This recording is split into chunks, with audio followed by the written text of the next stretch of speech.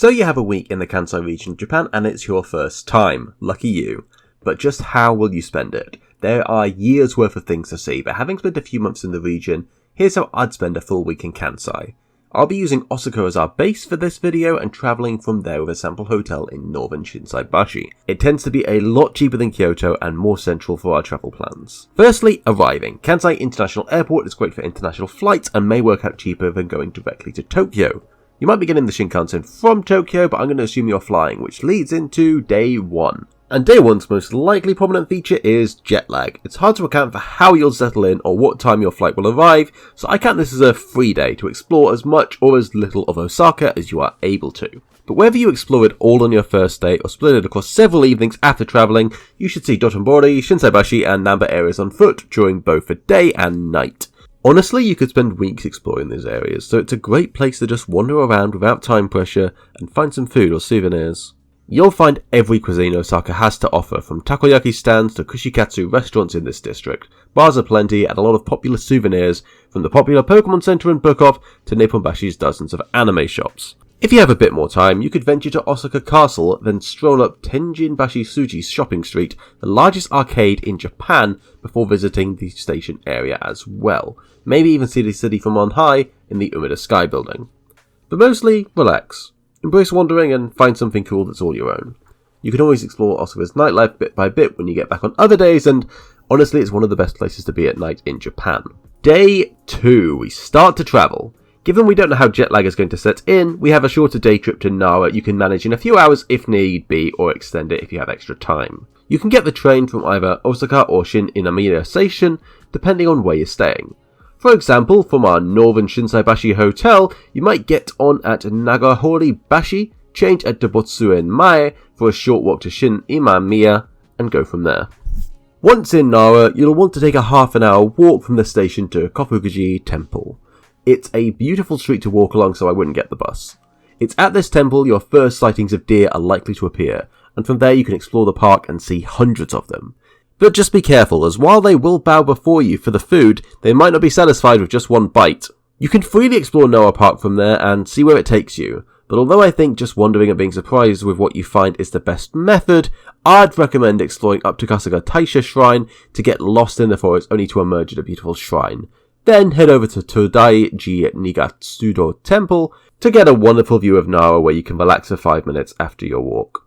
On the way back, you have a few options depending on time and preference. You can head back down and see Todaiji if you want to see one of Japan's largest Buddha statues before stopping off at the free but quaint Yoshikien Garden for a while.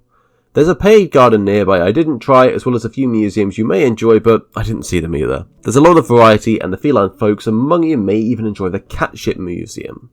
Just be warned, it's only open on weekends. Make your way back and explore a little more before resting up for a longer day. Hopefully you've recovered from jet lag, as we're in for a long day you may want to rise early for and be there for the 9 AM opening. We're going to get the subway up to Osaka Station and see both Himeji and Kobe today. Now, there is a Shinkansen to Himeji that Google might try and recommend to you, but for just 1500 yen each way, the Tokaido Sanyo line can get us to Himeji Station in just over an hour compared to the bullet train's 40 minutes. So, it's worth the extra 20 minutes for a third of the cost. The Shinkansen is 4,500 yen. From here, you exit via the northern exit at Himeji and will instantly see the castle we're heading to. Make the walk up there and head to the castle grounds first and find your ways to the ticket gate. There's a zoo here if that's your thing, but as for the castle, make sure you get the joint ticket for the gardens as it'll save time later. With your ticket in hand, explore one of the grandest castles in Japan still standing. Himeji really is worth the explore. Once you're done, the garden next door, Kokoen, is one of my favourite in Japan. You'll notice 2 queues if it's like when I last went. A long intimidating one on the right for if you just want to visit the gardens, and one on the left where you can walk straight into the gardens with the tickets we bought earlier. Take your time and explore. Both the gardens and the castle together can take several hours. From there, you can head back toward the station. There's lots of shops on the way, and Kongreal is a specialty of Himeji if you want to try something local. But after Himeji, we're going to Kobe. There's a lot to see in the city, but I'd recommend getting off at Kobe Station itself and being ready for a walk. There's a shopping mall at Kobe Harborland right by if you're hungry, but I'd wait a little longer. Then you can take a leisurely walk along the sea until you reach Chinatown, with lots of street foods and restaurants to try. Then it's time to assess how your day is going, as you basically had the rest of the day to explore Kobe until, say, an hour-ish before sunset. You can explore the busy shopping areas, enjoy the parks along the coast, go a little further inland to Sorakuen Garden, or visit Ikuta Jinja, one of the oldest shrines in Japan. Maybe even try some Kobe beef. Just do your research online and make sure it's real Wagyu, as there are also dodgy sellers who sell beef in Kobe. Kobe beef, not Wagyu. I went to a legitimate place called Kishuya and can't recommend it enough. Definitely the best meat I've ever eaten, and the lunch set is even cheaper than at night. One thing I wouldn't miss is the area outside Kobe Maritime Museum. I didn't go in, but the outside is a wonderful area to take in the sea air. If you have quite a bit of time left, you can even see a waterfall by getting up to Shin-Kobe, going under the station, and taking the walk to the Nunobiki waterfall. On the way you can see Kitano Ichijikan Gai, an area of Western-style homes that stands out in Japan and it's worth a stroll through. Ultimately, anywhere between Kobe Station and Sanomiya will be worth wandering around and exploring. Once sunset draws near though, it's time to head up to the Maya cable car to see one of the finest night views in Japan. You could find a bus on Google from wherever you are, but via train the easiest way is to go to Ojikoen Station and make the 20-minute walk from there. I'd aim to arrive about half an hour before sunset so you can see it happening from the top. The cable car is about £10 up and down, but it's a wonderful place to watch the sunset with a cafe if you want something to eat and drink. But make sure you wait for night to fall and the city to light up. Once the streets of Kobe light up, the city literally twinkles like thousands of stars in the sky, and it's breathtaking. Once you're done, it's back down on the train and back to Osaka for the night as you prepare to get up early, like at least 7 AM for the next day. And it's a long one as we visit Kyoto. Bring your walking shoes. You can split Kyoto up across 2 days or more, and probably should, but we're going to try and fit my favourite parts into one, which means getting up extra early. You'll normally go via Osaka Station to Kyoto Station and go from there, but from our sample hotel in Shinsaibashi, there's the Hankyu Kyoto line, which proves superior if we leave at the right time. We can go straight from Sakai Suji Honmachi Station to Ibaraki Shi Station, change at Katsura Station, then change again to get to Arashiyama, our first stop. From here we can walk across the gorgeous bridge, an attraction in itself with a Ho-Oh Pokemon manhole if you're interested in that, to the beautiful and historical shopping street. Maybe we stop for an ice cream, then head to Tenryuji Temple. Remember to take off your shoes, unlike me, then enjoy wandering the historical temple and beautiful garden beyond. You can take the back exit to have a quick look at Arashiyama bamboo forest you'll see in all the photos, which if you got up early enough might even be quiet enough for you to enjoy, but with all the usual tourists it's not worth more than a quick look before heading back. As I was researching, Saga Torimoto Preserve Street looks cool, but sadly I didn't get to go, and it only had 17 minutes to your walk, but then it's 17 minutes back to the station, so it's up to you. From there, we're going back to central Kyoto. There's a few ways back, but the cheapest is to walk to Arashiyama Station, get back to Katsura Station, then go onward to Kyoto Kawaramachi Station. This takes you right into the thick of Kyoto's downtown, and is a great place to explore in its own right, wherever takes your eye. Possibly a good place for breakfast or lunch before moving on. From there, we want to cross the bridge towards Hanamikoji Street and explore the Gion district a little, which has a real traditional Kyoto vibe we love. It'll be too early to see geisha, but you can stop by later in the evening if you're desperate, and maybe you'll get lucky. From here, we walk to Osaka Jinja Shrine and enjoy the greenery as we begin our walk through the traditional district. There's even a Pokemon manhole if you want to see it, and a public garden. But either way, from here we head north past or through a string of temples. From here there's a few ways to walk, so just take whichever path seems most enticing as we're heading to my favourite street in Kyoto, the Philosopher's Path. A stoned path, a clear river with fish, and a dozen small temples and shrines you can poke your nose in along the way as your curiosity sees fit. It's not quite the same when it's full of tourists, but I still love the area. Once we reach the end of the path, it's a further 12-minute walk to Higashiyama Jishoji, one of my favourite gardens in Kyoto. It's a single walking route through the moss-covered gardens, but it's well worth the stroll. But now we really are out in the sticks of Kyoto, well, train-wise at least. You can either choose to make the 40-minute walk or get a 22-minute bus to the Imadegawa entrance of the Imperial Palace grounds. If you fancy the walk, the river area around Shimonogamo Shrine is lovely and you can walk up to it through the woods for a nice detour. When I went, there was an outdoor book market in the woods which just felt unreal. The palace grounds are free to walk around and there are 2 palaces to enter.